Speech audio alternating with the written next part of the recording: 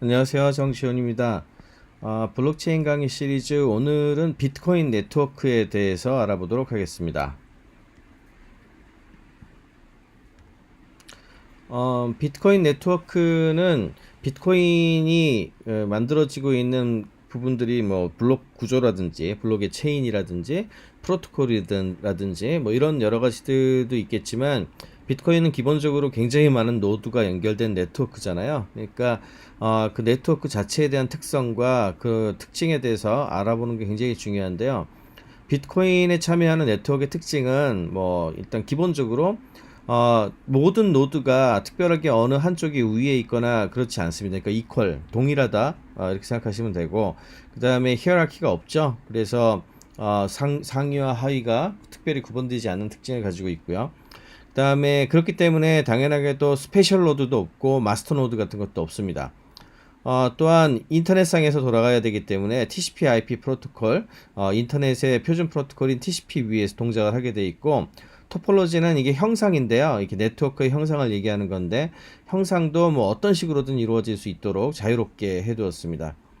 또한 이들 네트워크의 연결은 그래서 노드와 노드 사이가 피어 투 피어로 연결되기 때문에 특별한 구조를 가지고 있지 않고 언제나 누가 들어오더라도 자기가 여기 있다는 걸 알리고 연결할 수 있는 그런 구조로 돼 있고, 그렇기 때문에 새로운 노드가 항상 특별한 허가를 받지 않고 언제든지 조인할 수 있게 되어 있습니다. 근데 이제 이 특징 때문에 뭐 또 당연하게도 들어오는 노드도 있고 떠나는 노드도 있고 항상 그렇게 돼 있거든요. 소프트웨어가 사실은 그 노드 소프트웨어가 동작을 하느냐 인터넷에 연결해서 아니면 그걸 중단했느냐 이거에 따라 가지고 뭐 들어오고 나가고 이렇게 생각하시면 될 텐데, 그렇기 때문에 네트워크의 구조가 항상 동적이고 계속 바뀝니다. 그렇기 때문에 주변에 있는 네트워크가 계속 처음에 들어왔다고 그게 계속 있다고 볼 수가 없잖아요. 그러니까 있는 기능이 좀 필요해서 3시간 정도 아무런 특별한 연결이나 메시지가 없다면 나하고 연결된 애가 좀 죽었다 이렇게 생각을 하고 잊어버립니다. 죽었다 동작하지 않는다 생각하고 잊어버립니다. 이게 이제 비트코인 네트워크의 가장 기본적인 특징이 되겠습니다. 일단 그럼 이제 비트코인 네트워크에 조인을 하고 싶어요. 예를 들어서 제가 비트코인 노드 소프트웨어 다운로드를 받아서 조인을 했어요. 그러면은 이제 내 노드를 비트코인 네트워크에 인정받기 위한 작업이 필요하지 않겠습니까? 그렇다면 일단 뭐 어디서든 내가 연결할 수 있는 노드를 찾아가지고 나 좀 연결해줘 이렇게 해야 되겠죠. 그러면은 그런 노드를 찾아야 되는데, 그런 노드를 우리가 시드 노드라고 부릅니다. 시드 노드에 뭐 연결하기 위해서는 일단 간단한 메시지를 보내게 돼 있고요. 그다음에 이거를 계속해서 반복을 하다 보면은 언젠가 이제 이 네트워크에 너도 네트워크의 일원이야 이렇게 조인되는 거죠. 그래서 이상적인 아웃컴은 이제 뭐 굉장히 랜덤한 세트의 노드들 여기에서 내가 피어로 인정받는 것이 되겠습니다. 그래서 뭐 네트워크에 조인하는 건 굉장히 쉽습니다. 그냥 하나의 노드를 선택을 해가지고 근데 그 노드가 이미 네트워크 안에 있어야 되겠죠. 예, 뭐 그림으로 잠깐 보여드리면은 지금 이제 여기 보여진 1번부터 7번까지의 노드가 지금 현재 블록체인 네트워크인데요. 제가 이제 다운로드를 받아서 처음으로 이제 노드를 만들었어요. 그러면 이제 비트코인한테다가 나 지금 왔으니까 나 좀 연결해줘 해야 될 거 아닙니까?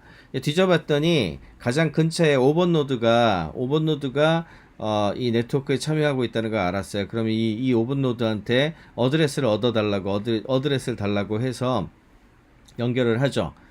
그렇게 되면은 5번 노드하고 연결한 다음에 5번 노드한테다가 네가 연결되어 있는 피어 노드에 대한 주소를 좀 줘. 그러면 얘가 1번하고 7번을 줍니다.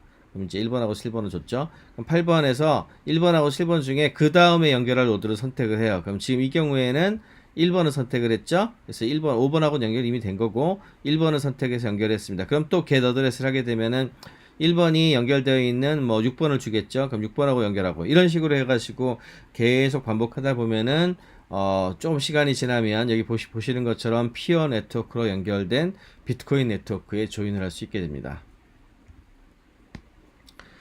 일단 네트워크에 연결이 됐으면 그 다음에는 이제 메시지를 전달할 수 있는 프로토콜이 있어야 되는데 이 비트코인 네트워크에 쓰는 프로토콜을 플러딩 알고리즘, 홍수가 난다라는 뜻이죠. 이렇게 그냥 특별한 규칙이 없는 거예요, 사실은. 특별한 규칙이 없이 그냥 그 메시지를 보내가지고 전달하는 건데, 이걸 다른 이 프로토콜 이름으로는 가십 프로토콜이라고 부르기도 합니다.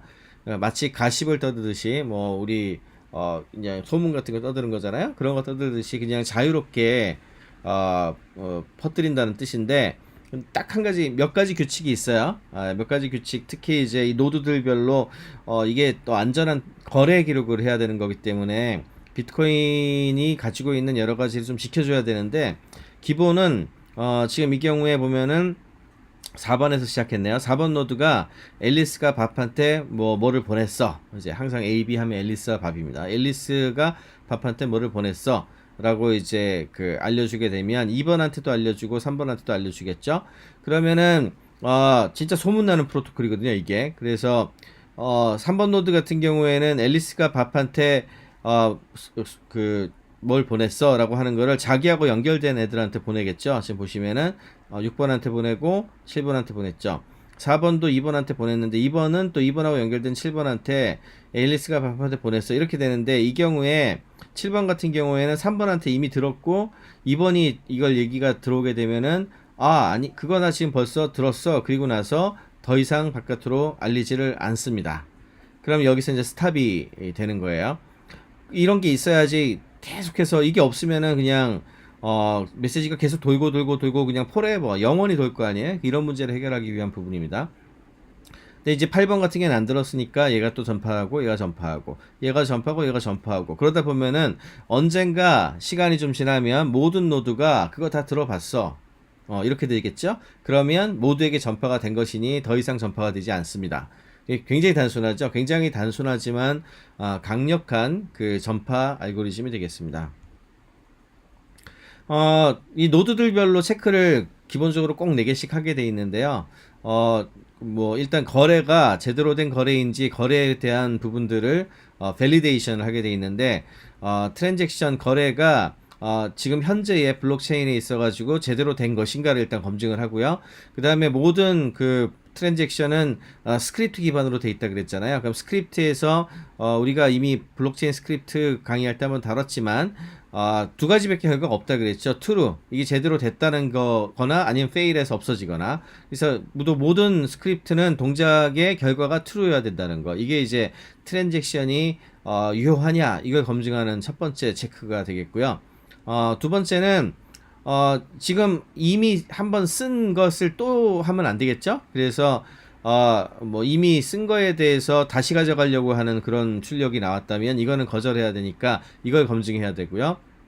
그 다음에 세 번째는 이미 얘기했지만 그 거래에 대한 기록을 이미 본 것 같아. 예, 그러면 더 이상 릴레이를 하지 않겠다, 이런 뜻이고요.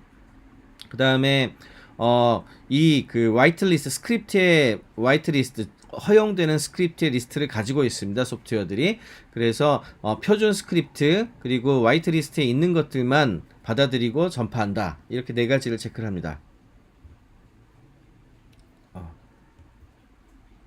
네. 그런데 문제는 이제 항상 이 경우에도 더블 스pen딩이 존재를 하죠. 그러니까 앨리스가 밥한테 보내고 앨리스가 찰리한테 또 보내는 거죠. A, B, A, C 이렇게 또 보내는 거죠. 그렇기 때문에 이거에 대해서는 각각의 노드가 언제나 더블 스pen딩을 포워드할 수도 있다라고 생각을 해야 됩니다. 특별히 그걸 증명하는 뭐 이런 게 없었잖아요. 그뿐만이 아니죠. 뭐 비표준화된 거를 전달할 수도 있을 것이고 잘못된 트랜잭션을 전파할 수도 있을 것이고, 이런 거는 이제 노드에서 검증해야 되는 그런 부분들이 되겠습니다. 그렇기 때문에 이 노드들 각각이 굉장히 체크를 반복해서 이 전체 네트워크가 안전하게 돌아갈 수 있도록 해야 되는 거고요. 그렇기 때문에 완벽하게 안전하다고 할 수는 없겠죠. 왜냐하면 만약에 조금 잘못된 소프트웨어를 공급을 해가지고 이걸 채택한 노드 소프트웨어들이 노드가 그런 소프트웨어를 채택한 것들이 많아졌다. 그러면 그 약점을 이용을 해가지고 뭐 공격을 한다거나 아니면 비표준화된 게 들어온다든지 잘못된 게 들어온다든지 이럴 수 있는 거잖아요. 그러니까 그런 부분들이 굉장히 큰 이슈가 되겠고, 최근에 이제 비트코인 같은 경우에 비트코인 코어 알고리즘, 그러니까 가장 많은 사람들이 거의 100% 쓰는 비트코인이 직접 개발하는 그 소프트웨어에 버그가 있었다 그러죠. 그런 경우에 굉장히 치명적이라고 얘기를 하는 것이 이게 모든 노드에 다 사실은 업데이트가 될 것이기 때문에 그거를 잘 알고 공격을 하면 전체를 사실은 뒤집어 엎을 수가 있잖아요.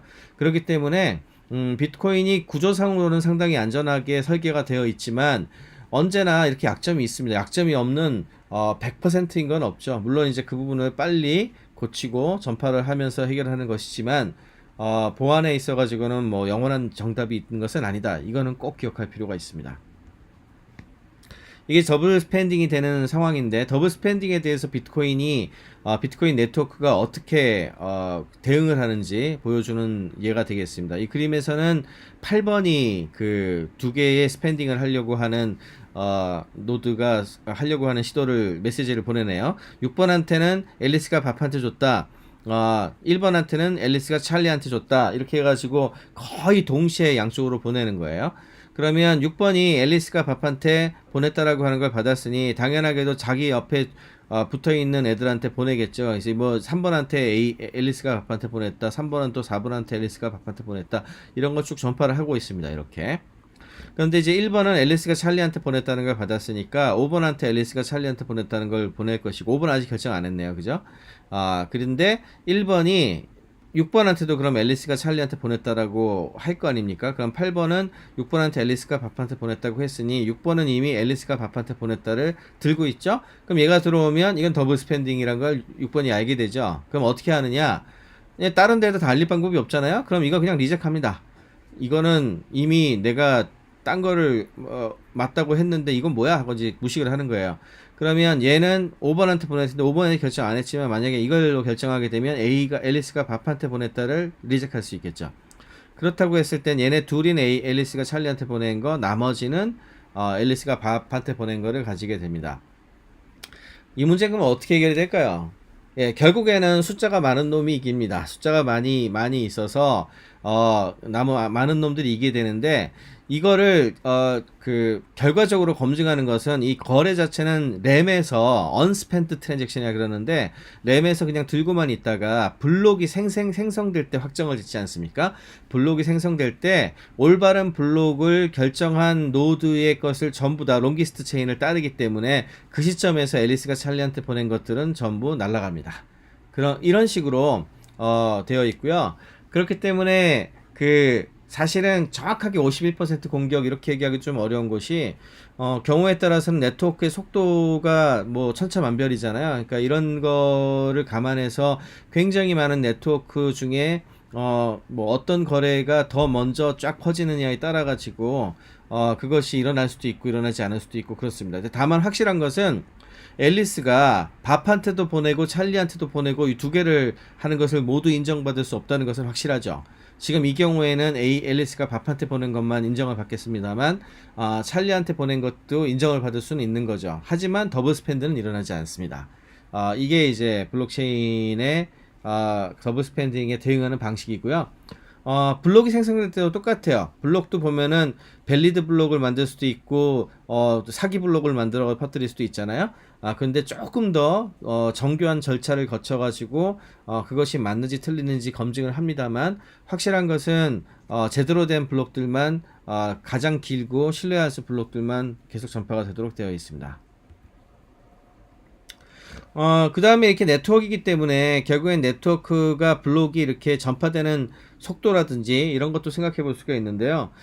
실제로 그런 연구들을 했어요. 이제 보면은 이렇게 블록의 크기가 증가함에 따라서 블록이 퍼져나가는 시간은 점점 더 걸린다. 뭐 당연하겠죠. 이게 사이즈가 크니까. 근데 대체로 이야기하기로는 에버리지로 한 30초 정도를 보시면은 30초 정도면 대체로 프로포게이션이 완료가 된다. 이렇게 얘기를 할 수가 있습니다. 30초면 사실 길다면 길고 짧으면 짧은 시간인데 사실 트랜잭션 수가 많기 때문에 그렇게 효율적인 알고리즘, 메커니즘이라고 할 수는 없습니다. 그렇지만 뭐 블록체인과 비트코인의 설계 철학이 속도보다는 많은 노드들한테 퍼뜨리는 것에 핵심을 두고 있었기 때문에 그 속도 자체가 그렇게 중요하다고 이야기되고 있지는 않습니다. 다만 이제 최근에 거래량이 늘면서 그런 부분들을 해소하는 것이 중요하다는 인식이 퍼지고 있죠. 마지막으로 이제 오늘 다룰 이야기는 그렇다면 이제 노드들이 얼마나 되느냐. 그거에 앞서가지고 뭐 좀 이 수치에 대해서 좀 알아두면 좋은 것은 현재 이 노드 수가 네트워크의 그 비트코인을 연결해 있는 노드의 수가 100만 개가 넘는다 그래요. 뭐 그런 부분들을 체크가 되어 있는데 문제는 이 100만 개가 넘는 노드들의 상당수가 사실상은 뭐 지갑이라든지 그냥 일반 거래하는 것 정도만 가능하도록 해놓은 스페셜 라이트웨이트 노드라고 부르는 녀석이고, 한 10,000개, 5천에서 한 10,000개 정도만 전체의 네트워크에 대한 밸리데이션도 수행하고 블록체인의 데이터도 전부 들고 있고 이런 노드라고 합니다. 그래서 그 10,000개 정도, 10,000개 정도의 노드가 지금 현재 비트코인 네트워크 생태계를 지키고 있다, 이렇게 이해를 하시면 되겠습니다. 그래서 이제 풀노드하고 라이트웨이트 노드라고 하는 두 개의 노드로 나누어 볼 수가 있는데, fully validated 노드, 풀노드라고 부르는 것은 모든 데이터를 듣고 언제나 예외 없이 인터넷에 연결되어 있어서 일종의 지주죠. 이 비트코인 네트워크가 돌아갈 수 있도록 하는 지주의 역할을 해주는 녀석이고, 마이닝도 얘네들이 하게 돼 있죠. 그래서 이 중에 랜덤으로 자기네들이 만든 블록을 생성할 때 보상을 받는, 비트코인 보상을 받는 노드가 되겠습니다. 그러려면은 당연하게도 네트워크의 커넥션도 되게 좋아야 되고, 그 다음에 계속 늘어나는 비트코인 블록체인을 들고 있어야 되니까 굉장히 스토리지 용량도 커야 되고, 그 다음에 아까도 잠깐 설명드렸지만 블록에 기록되기 이전의 트랜잭션들은 램에서 들고 있어야 되거든요. 그러니까 그런 것들을 충분히 들고 있을 수 있을 만큼의 충분한 램 용량도 있어야 되니까 하드웨어 리퀘스트가 생각보다 굉장히 높습니다. 그리고 비용도 많이 들어간다고 볼 수가 있겠죠. 그러니까 보상을 주는 것이고, 이런 노드가 한 1만 개 정도까지 된다고 보고 있는데, 이런 것을 fully validating 노드라고 부릅니다.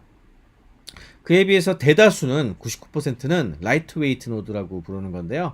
다른 말로는 thin client라고 하기도 하고, 보통 그냥 그 거래할 때 거래가 맞는지만 체크하는 경우가 많아서 simple payment verification SPV라고 그러는데, simple payment verification client라고 부르기도 합니다. 거의 대부분의 노드를 얘기하는 거고요. 이들이 가지고 있어야 될 정보는 사실은 검증해야 될 거래만 검증하면 되잖아요. 예를 들면 제가 지금 돈을 냈으면은 받는 사람 입장에서는 이 거래가 정당했는지만 베리피케이션 하면 되니까 그거에 해당하는 정보만 들고 있으면 됩니다. 그리고 사실은 블록 전체를 블록에는 굉장히 많은 수의 트랜잭션이 들어가 있지 않습니까? 그러니까 이거를 전부 다 가지고 있을 필요는 없고 검증할 필요도 없고요. 그냥 블록 헤더만 제대로 체크를 하면 되게 됩니다. 뭐 대표적인 게 지갑 소프트웨어가 되겠죠. 예, 그래서 지갑 소프트웨어 같은 것들은 가장 이제 처음에 이 비트코인이나 블록체인 관련 소프트웨어를 할 때 제일 먼저 만들어 보는 소프트웨어이기도 하고요. 이런 걸 다른 말로 하자면 라이트웨이트 노드 소프트웨어를 만들었다라고 얘기를 할 수가 있게 됩니다. 네, 오늘 강의는 여기서 마치도록 하겠습니다.